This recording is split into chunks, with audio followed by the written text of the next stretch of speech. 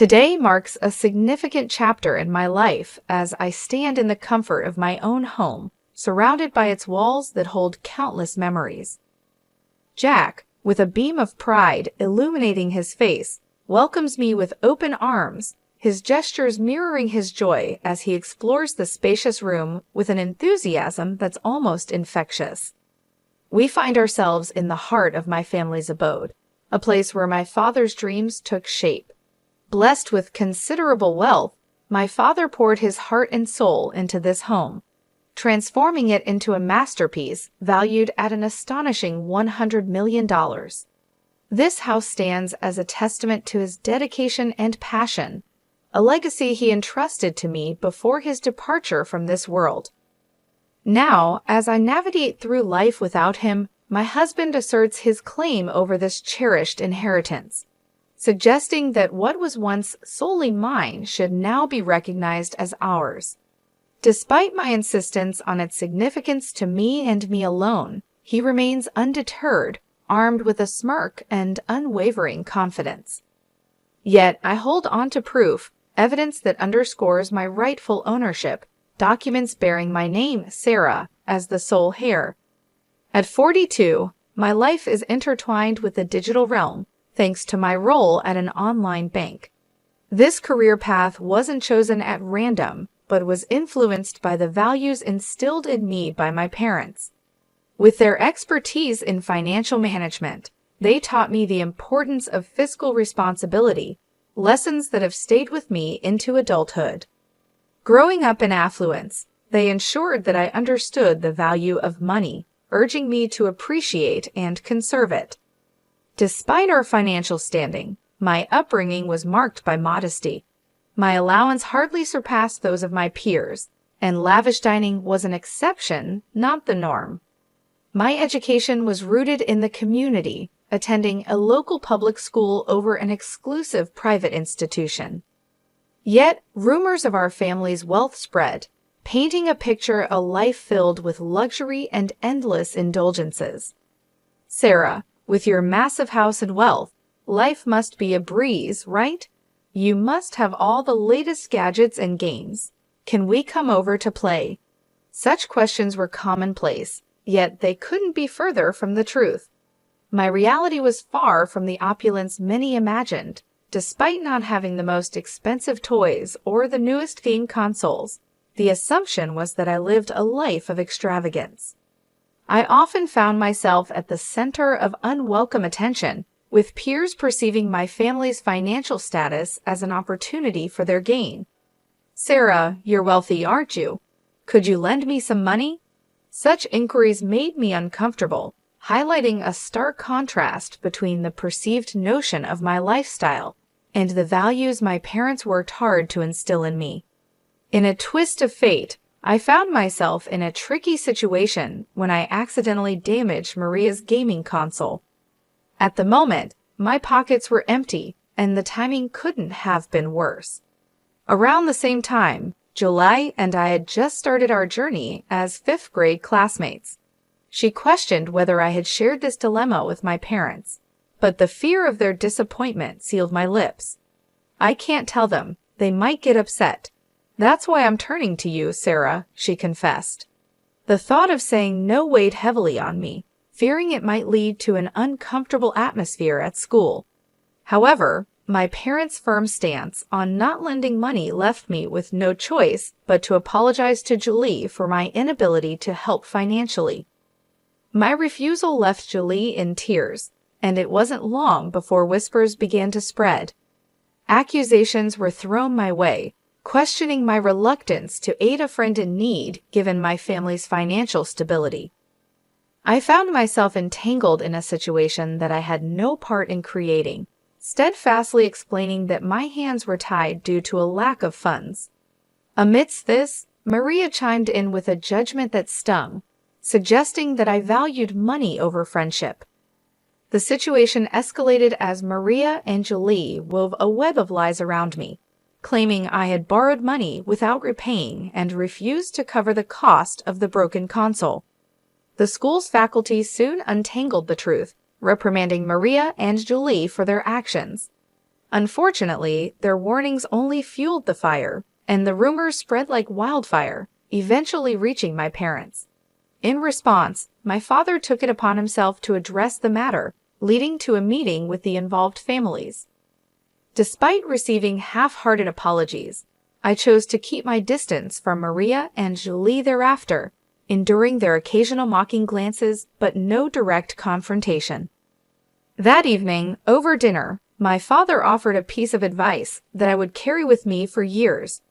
With a reassuring smile, he reminded me of the importance of standing firm in my decisions, especially regarding financial matters. "Sarah, always remember, it's okay to say no. You don't have to disclose whether you have money. If someone persists, just say you'll need to ask your parents, even though you know it's not permitted." This lesson on navigating financial disputes with grace and firmness became a cornerstone of my approach to friendships and financial interactions. As I moved on from elementary school and later graduated from university, I became more cautious about whom I invited into my personal space, focusing on building relationships grounded in character rather than material wealth. My career post-university was marked by a deliberate effort to steer clear of financial entanglements, dedicating my energy to my work and maintaining a private personal life. This experience taught me the value of boundaries, both in friendships and finances, shaping the person I've become today. At the age of 35, I crossed paths with Jack, who would later become my partner in life. Our meeting was orchestrated by a mutual friend, and despite Jack being a year my junior, his sincere and buoyant spirit quickly won me over.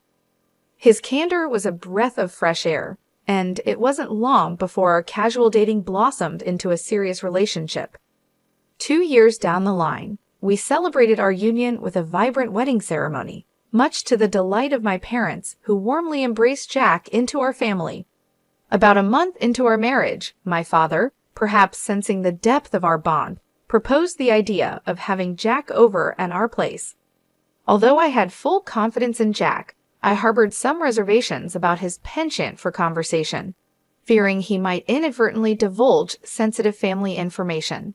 However, emboldened by a month of marital bliss, I decided it was time Jack knew everything about my background. Thus, I extended an invitation to him to visit my parents' home. Jack's reaction upon stepping into my family's residence was one of sheer astonishment. His awe was palpable, a clear indication that the reality of my family's situation had taken him by surprise. The visit, although warm, left Jack with an insatiable curiosity about our financial standing, a topic he broached repeatedly during our journey home. My own knowledge on the specifics of our family wealth was vague, yet Jack's inquiries stirred a sense of unease within me. A few months into our marriage, I received a distressing call from my mother, informing me that my father was to be hospitalized.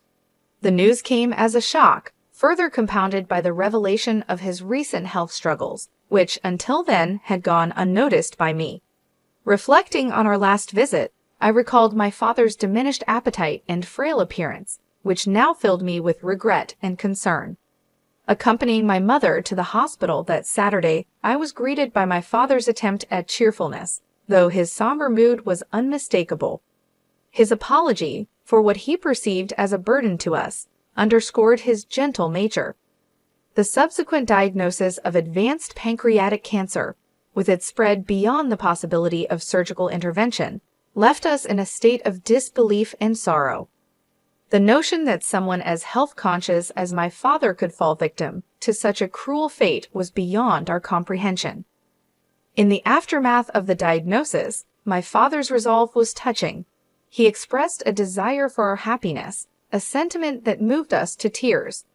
Resolved to cherish every moment with him, I found myself restricted by hospital protocols, which limited visits to immediate family members. My father's longing for the presence of friends and the creation of joyful memories at our home was a poignant reminder of the life he wished for us. Determined to honor his wishes, I pledged to uphold the legacy of our home as a place of warmth and joy, even in his absence. The promise to cherish our family home became a testament to my father's enduring spirit and the deep bonds that tied us together. Driven by a desire to fulfill my father's dream, I decided to renovate our family home, a project that became my solace and focus during a challenging time. Jack, ever attentive, expressed concern over how much time I devoted to my father in his final days, oblivious to the complexities surrounding our family estate that I had kept from him. When Jack inquired about my father's health, I confided in him about the difficult journey we were facing, finding some comfort in his support despite the whirlwind of work, hospital visits, and the emotional toll it was taking on me. However, tension surfaced when Jack's curiosity veered towards my father's finances and estate. His suggestions of involving legal advice to discuss financial matters, just in case something happened to my mother, too struck a nerve, dredging up painful memories. While my father had a trusted lawyer, Jack's insistence on being prudent about financial affairs began to create an emotional chasm between us. In the ensuing months, my father bravely fought his illness, but eventually passed away. The inheritance discussions that followed among family members led to me receiving a substantial house valued at $5.5 million. Jack's escalating interest in the inheritance, despite my attempts to keep him at bay, only intensified the strain. His excitement about moving into the big mansion and his intrusive questions about financial details took me by surprise, especially when I learned he had been informed by my cousin at the funeral, whose offhand remarks about the house being a waste if left empty only added to the tension. My explanations to Jack that the inheritance was not communal property seemed to fall on deaf ears, leading to an increase in hostility between us. Although he was present at my father's funeral, Jack distanced himself from the responsibilities and support needed during the subsequent memorial services and inheritance formalities. After some time, as life began to find its new normal, Jack revealed a shocking turn of events. He claimed to have changed the ownership of my family home into his name, presenting legal documents as evidence. This revelation not only breached the trust I had placed in him, but also underscored a profound misunderstanding of the boundaries and respect integral to our relationship. The complexity of navigating inheritance matters had unveiled deeper issues in our marriage, prompting a reevaluation of our values, trust, and the future direction of our partnership. The revelation from Jack left me reeling, struggling to comprehend his actions. He bluntly admitted his fatigue from our relationship, suggesting we could coexist as housemates in the family home, albeit with me receiving minimal financial support. His ultimatum of divorce, if I resisted, was a jarring twist to our already strained relationship. In a mix of shock and despair, I implored him to reconsider his sudden decision and the unauthorized change in property ownership. Jack disclosed that he had sought legal counsel to facilitate the ownership transfer without my consent. The situation escalated to the point where divorce seemed the only viable resolution. Heartbroken and disoriented, I began to distance myself from the home and life I shared with Jack, attributing his betrayal to the corrupting influence of potential wealth. The following day, Jack's demand for the house keys, claiming ownership of my ancestral home, pushed the situation into further turmoil. His attempts to forcefully enter the property were thwarted by the timely intervention of security personnel. I presented the authentic ownership documents to the guards, firmly establishing my rightful claim to the house and inheritance from my father. Jack, confronted with the undeniable proof of my ownership, was visibly shaken. His misunderstanding stemmed from a supposed legal advisor named Jerry, who had promised to navigate the complexities of inheritance law on his behalf. Entrusting Jerry with a significant sum of $360,000 to alter the property's registration, Jack had fallen victim to a deceitful scheme. In the midst of this confrontation, Jack's emotions surfaced as he repeatedly attempted to contact Jerry, only to be met with silence. His frustration boiled over, denouncing Jerry as a fraudster preying on those blinded by greed. Jack then directed his bitterness towards me, criticizing my expenditure on what he deemed frivolous, questioning my understanding of inheritance registration and associated costs. Despite his attempts to salvage our marriage, suggesting we reconsider the divorce, the breach of trust and the depth of his deception were insurmountable. I requested the security guard to escort him away, closing a painful chapter of my life. In the months that followed, reflection and distance allowed me to process the events, reinforcing the importance of trust and honesty in the foundation of any relationship. The ordeal with Jack, underscored by manipulation and betrayal, served as a poignant lesson in guarding against the allure of wealth at the expense of personal integrity and love. On the solemn occasion of my father's first memorial service, held at our family temple, Jack made an unexpected appearance. Since our divorce, life had not been kind to him. Jobless, entangled in financial woes, and seemingly betrayed by those he once trusted, Jack cut a forlorn figure. His disheveled state spoke volumes of his plight, standing in stark contrast to the respectful solemnity of the day. As he attempted to express his apologies amidst tears, his actions inadvertently shifted the focus away from the memorial, causing a stir among my relatives. Despite his emotional turmoil, I found myself compelled to ask him to leave, a request that ultimately necessitated intervention by security. This incident, happening during such a poignant moment, left me with mixed feelings. Eager to move forward and distance myself from the shadows of our shared past, I decided to relocate from my parents' home, a decision that had been in the works. I settled into a new abode, severing my connections with Jack, who, despite everything, continued to visit the family property, now transformed into a thriving rental villa.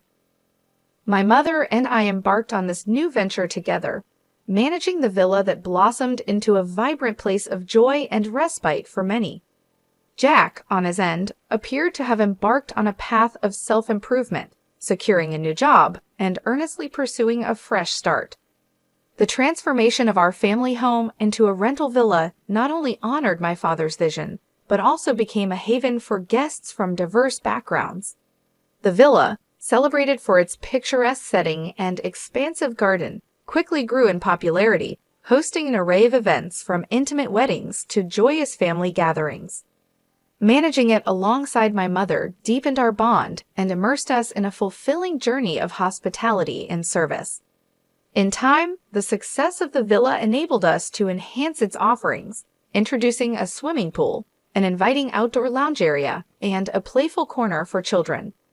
Our dedication to creating a welcoming and memorable experience for our guests solidified the villa's status as a premier destination, drawing travelers in search of tranquility and unforgettable moments. This venture not only allowed us to realize my father's dream, but also provided a platform for creating cherished memories, echoing the warmth and hospitality that he always envisioned for our home. While tending to the garden of our rental villa, a sense of profound satisfaction washed over me. The transformation of our family home into a haven where guests could gather, celebrate, and forge enduring memories filled me with pride. I could almost feel my father's pride in what we had achieved with his vision. This venture had not only turned his dream into reality, but also bestowed upon us financial stability and a newfound independence.